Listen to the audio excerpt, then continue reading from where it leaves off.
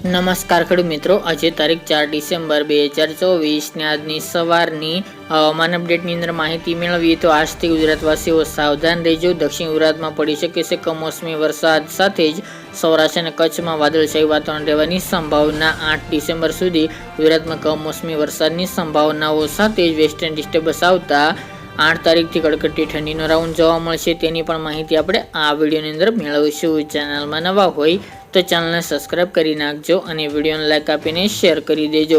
તો મિત્રો, ખાસ કરીને ગુજરાતમાં હળવીથી લઈને મધ્યમ ઠંડી જોવા મળી રહી હતી, પરંતુ ફરીવાર જે બંગાળની ખાડીમાં સિસ્ટમ સક્રિય બની હતી, ફેગલ નામનું વાવાઝોડું સર્જાણું હતું, તે હવે સિસ્ટમ અરબી સમુદ્રમાં આવીને હજુ ડીપ ડિપ્રેશન સુધી પહોંચી છે અને ખાસ કરીને આની તેની લહેરો ગુજરાત સુધી પહોંચી રહી છે, જેના કારણે આજે 4 ડિસેમ્બરથી 8 ડિસેમ્બર દરમિયાન આ સિસ્ટમની અસર ગુજરાતમાં જોવા મળશે. આ સિસ્ટમનો ટ્રફ હાલ તો યમન તરફ જોવા મળી રહી છે, પરંતુ તેના અમુક લહેરો ગુજરાત સુધી પહોંચી રહી છે, જેની અસર ગુજરાતમાં જોવા મળશે અને આગામી 8 તારીખ સુધી ગુજરાતમાં તેની અસર વાદળછાયા વાતાવરણ રૂપમાં જોવા મળે તેવી સંભાવના છે.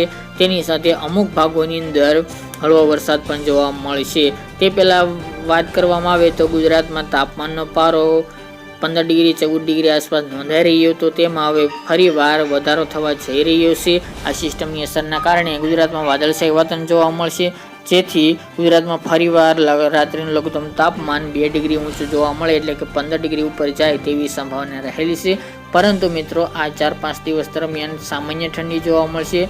તેની સાથે ગુજરાતમાં તાપમાન ઉપર જતાં થોડી ગરમી પણ જોવા મળે તેવી સંભાવના દેખાઈ રહી છે, પરંતુ ઉત્તરના ભાગોની અંદર તાપમાન 15 ડિગ્રી નીચે જોવા મળશે યથાવત છે. રાજસ્થાન બોર્ડર લાગુ વિસ્તાર છે, જિલ્લાઓ સાબરકાંઠા, બનાસકાંઠા એ ભાગોની અંદર, પરંતુ અન્ય વિસ્તારની અંદર 20 ડિગ્રીથી લઈને 15 ડિગ્રીની રેન્જમાં જોવા મળે તાપમાન રાત્રિનું તેવી સંભાવના છે. પરંતુ 8 તારીખથી ફરીવાર ગુજરાતમાં તાપમાન ઘણું બધું નીચે આવે તેવી સંભાવના રહેલ છે અને આમ ગણવા જઈએ તો કડકડતી ઠંડી જોવા મળશે. અત્યાર સુધી નથી જોવા મળી, તેના કરતાં બમણી ઠંડી 8 તારીખથી જોવા મળે તેવી સંભાવના રહેલી છે, કારણ કે વેસ્ટર્ન ડિસ્ટર્બન્સ આવી રહ્યું છે, જેથી ગુજરાતમાં કડકડતી ઠંડી લાવશે.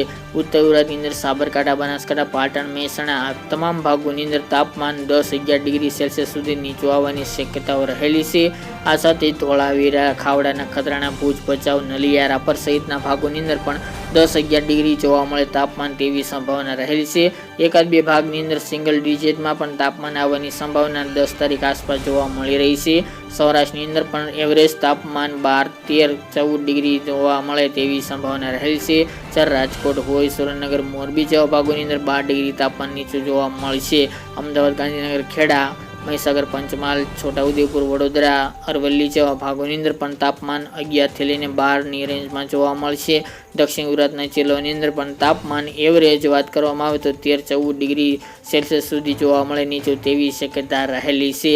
પરંતુ મિત્રો, એ પહેલાં ગુજરાતમાં એક કમોસમી વરસાદનો રાઉન્ડ જોવા મળશે. આ સિસ્ટમને કારણે દક્ષિણ ગુજરાતના જિલ્લાઓ જેમાં સુરત, વલસાડ, નવસારી, તાપી, ડાંગ, નર્મદા, ભરૂચ આ જિલ્લાઓની અંદર ઝાપટાથી લઈને સામાન્ય છાંટા પડી જાય તેવો હળવો વરસાદ જોવા મળશે. હળવું માવઠું જોવા મળે તેવી સંભાવના છે. સૌરાષ્ટ્રના ભાગો, દરિયાકાંઠાના દક્ષિણ ગુજરાતના ભાગોની અંદર વાદળછાયું વાતાવરણ આજથી જોવા મળશે, તેમજ અમુક ભાગોની અંદર ગઈકાલથી જ હવામાનમાં પલટો જોવા મળી રહ્યો છે. આપણે જે જિલ્લા જણાવ્યા એમાં વરસાદની સંભાવના દેખાઈ રહી છે, જ્યારે સૌરાષ્ટ્રના એકાદ બે ભાગની અંદર છાંટા પડે તેવી શક્યતા ગીર સોમનાથ, જૂનાગઢ, અમરેલી જેવા ભાગોની અંદર જોવા મળશે. બાકી ગુજરાતમાં હેવી વરસાદ થાય તેવું હાલ તો જોવા મળતું નથી કે ભારે માવઠું થાય તેવી પણ શક્યતા ખૂબ ઓછી જોવા મળી રહી છે, પરંતુ આ હવામાનમાં પલટો 8 તારીખ સુધી જોવા મળશે. તેમજ અન્ય ભાગોની અંદર ખુલ્લું વાતાવરણ જોવા મળી શકે છે. મધ્ય પૂર્વ ભાગો અને ઉત્તરના ભાગોની અંદર કચ્છ, સૌરાષ્ટ્ર અને દક્ષિણ ગુજરાતમાં હવામાનમાં પલટો રહે તેવી સંભાવના દેખાઈ રહી છે. તો મિત્રો, આ દેશની વહેલી સવારની અપડેટ ફરી એક નવા ઓડિયો સાથે મળીશું.